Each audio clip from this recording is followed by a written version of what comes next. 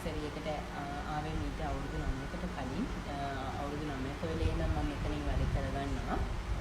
මගේ බ්‍රයිඩල් මෙතනට ඉස්සෙල්ලාම ආවේ මගේ බ්‍රයිඩල් එකේ කොම් වැඩ කරේ සැලන් පබසරිය ආයතනයේ. මගේ බ්‍රයිඩල් එකේ බ්‍රයිඩ්ස්මේඩ් ලගේ ඇඳුම්, ෆ්ලවර් ගර්ල්ස් ලගේ ඇඳුම්, ඒ වගේම මගේ ඇඳුම්, හෝම් කමින් එකේ ඒ හැමදේම මේකප් එකේ ඉඳලා හැමදේම කරේ මේ සැලන් පබසරියකේ. තව මගේ මම අවුරුදු 9කට කලින් කියන්නේ මගේ වෙඩින් එකට කලින් මම රීබෝන් එකක් කරා. රීබෝන් එකක් කියන්නේ කලර් එකක් කරා. ඊට පස්සේ මම ආයි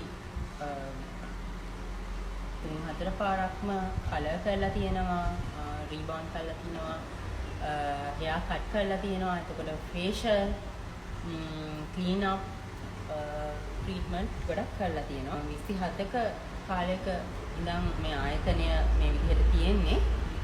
ඉතින් මට හොඳයි කියලා හිතුණා. හින්දා මම සැලන් පබසරි තෝරගත්තා. ඉතින් මම දැන් අද දිනෙත් ඇවිල්ලා මේ වගේ ලස්සන රිබෝන් එකක් සැලන් පබසරි ආයතනයේ කරගෙන තියෙනවා.